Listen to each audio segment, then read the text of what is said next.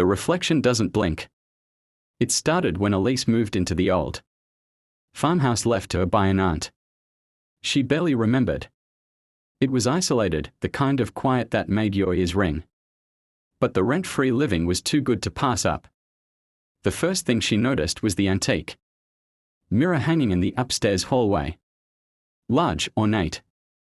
With a tarnished silver frame, she was sure it hadn't been cleaned in decades. It gave her the creeps.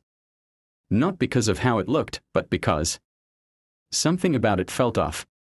At first, it was small things. When she walked past, she could swear her reflection lingered a moment too long. Blinking a beat behind. Turning its head a second after she did. She told herself it was just nerves, imagination, bad lighting. But it kept happening. Then one night, she caught the reflection smiling. Only she wasn't. Frozen, Elise stared at the mirror. Her own face stared back, lips curled in a slow, deliberate grin. Her heart pounded as she reached up to touch her cheek. The thing in the mirror didn't move. It just watched. She backed away, and it started moving on its own, raising a hand. Fingers twitching unnaturally. That grin stretching too wide.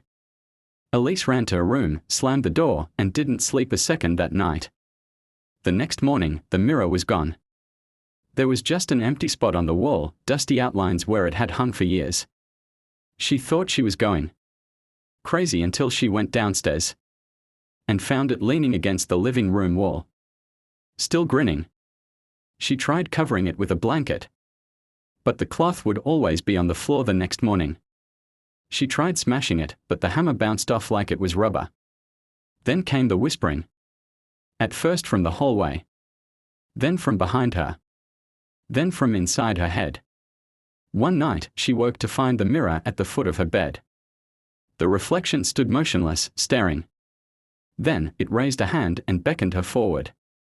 That's the last thing Elise remembers before she blacked out. Now, if you visit that farmhouse, you'll see a mirror upstairs. It's beautiful. Old. Haunting. And if you look closely, sometimes you'll see a woman trapped on the other side, pounding on the glass. Screaming soundlessly while your reflection smiles.